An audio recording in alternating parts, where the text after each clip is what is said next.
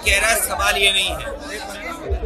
सवाल सबसे बड़ा ये है कि इस समय भारत में सबसे बड़ा महा आयोजन अगर कोई हो रहा है तो महाकुंभ का आयोजन हो रहा है, और ये काबिलियत भारतीय जनता पार्टी की है।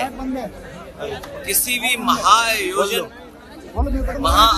को और खासकर महाकुंभ को भैया या कोई भी कार्यक्रम होगा नीचे करो भैया, आईडी कोई रूप दे सकता है तो वो भारतीय जनता पार्टी है। भारतीय जनता पार्टी अरे भाई किसी भी महाआयोजन को पॉलिटिकल लाभ कैसे लेना है, चाहे वो कल्चरल कार्यक्रम हो, चाहे कोई और ट्रेडिशनल फंक्शंस हो, और ये जो धार्मिक कार्यक्रम हो रहा है जिसका पूरे देश में प्रचार किया गया, महाकुंभ, भारतीय जनता पार्टी ने ऐसा प्रचार किया है कि पहले कभी कुंभ नहीं होता था। जब से भारतीय जनता पार्टी आई है तभी से कुंभ हो रहा है। और जिस सरकार ने ये कहा हो कि हम 100 करोड़ लोगों का इंतजाम, 100 करोड़ श्रद्धालुओं का, 100 करोड़ साधु संत से लेकर के जो धर्म को समझना और जानना चाहते हैं उनके लिए हम इंतजाम और व्यवस्था करेंगे, लेकिन जो सबसे बड़ा जिस दिन स्नान होता है उसी दिन सरकार की पोल खुल गई।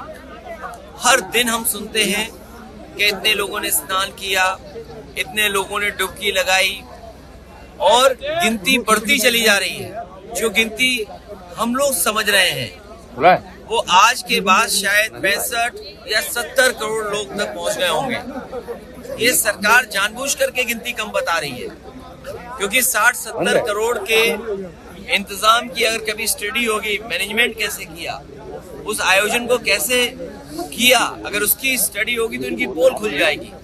और फिर ये जो डबल इंजन कहते थे कि हम डबल इंजन की सरकार हैं, दिल्ली के हादसे के बाद, दिल्ली की घटना के बाद ये डबल इंजन नहीं, डबल ब्लंडर की सरकार बन गई है। सोचो कितने लोगों की जान गई। और सुनने में ये भी आया कि जो पत्रकार साथी अस्पताल में जाना चाहते थे उन्हें फौज से रोक दिया गया, कोई पत्रकार अंदर नहीं जा सकता है। यही याद कीजिए आप, जब पहले दिन भगदड़ हुई थी उस दिन भी पत्रकार साथियों को किसी को नहीं जाने दिया अंदर, जानकारी नहीं लेने दी।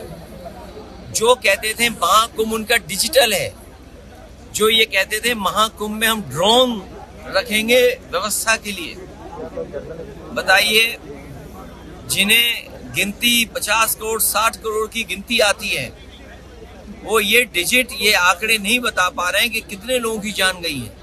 वो सूची भी अभी तक नहीं आई है कि वो नाम क्या थे, किस जगह के रहने वाले थे। खोया पाया केंद्र भी खो गया है। बड़ी संख्या में लोग अपने परिवार के सदस्यों को ढूंढ रहे हैं। इसलिए भारतीय जनता पार्टी को कभी ऐसे स्तरों पर राजनीतिक रूप से काम नहीं करना चाहिए। उन्हें एक जिम्मेदारी के साथ एक परिवार के सदस्य की तरह काम करना चाहिए, क्योंकि किसी के पिता खोए हैं, किसी का बेटा खोया है, किसी के परिवार के और सदस्य उन्होंने खोए हैं। इसलिए परिवार की तरह व्यवहार होना चाहिए, उनको राजनीतिक व्यवहार नहीं होना चाहिए। ये जो महाकुंभ का आयोजन हुआ है इससे ज्यादा व्यवस्था खराब नहीं हो सकती थी। आज भी ट्रैफिक जाम है, लोग प्रयागराज के जा नहीं पा रहे हैं, कहाँ जाएं। कई मौकों पर हाउस अरेस्ट रहे। बहुत सारे बुजुर्ग अभी भी इस पुण्य आयोजन में या पुण्य महा आयोजन में जो कुंभ महाकुंभ का कार्यक्रम उसमें शामिल नहीं हो पाए, स्नान नहीं ले पाए। इसलिए हमारा सरकार से निवेदन है कि महा आयोजन महाकुंभ की और तारीख बढ़ाई जाए, जिससे हमारे बुजुर्ग लोग भी स्नान कर सकें। और हमारे बहुत सारे इटावा के पत्रकार भी अभी स्नान नहीं कर पाए हैं, इन्हें भी मौका मिल जाए। लालू यादव ने कहा है महाकुंभ को लेकर कि ये सब फालतू है। नहीं, महाकुंभ पहली बार आया है। कुंभ तो हमारे पुराने इतिहास के पन्नों में लिखा है, और कुंभ का आयोजन सम्राट हर्षवर्धन करते थे, कन्नौज के राजा, और 75 दिन होता था। 75 दिन तक ये चलता था।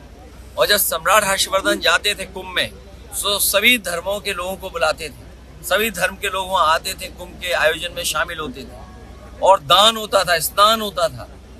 इस सरकार ने क्या दान दिया पता ही नहीं। दिल्ली की सरकार क्या दान दे रही है कुछ पता नहीं। हम तो मांग करेंगे कि अकबर का किला जो बिल्कुल संगम नोज पर है, वहां पर जो बट वृक्ष है या हम उसको बोलते हैं जो वृक्ष है जिसकी पूजा करते हैं, और सरस्वती नदी भी वहीं से निकलती है, तो कम से कम वो जो अकबर का किला है वो उत्तर प्रदेश सरकार को दान में दे दिया जाए, क्योंकि दिल्ली वाले सब स्नान कर चुके हैं। हम लोगों को भी किसी न किसी से कुछ सीखना चाहिए।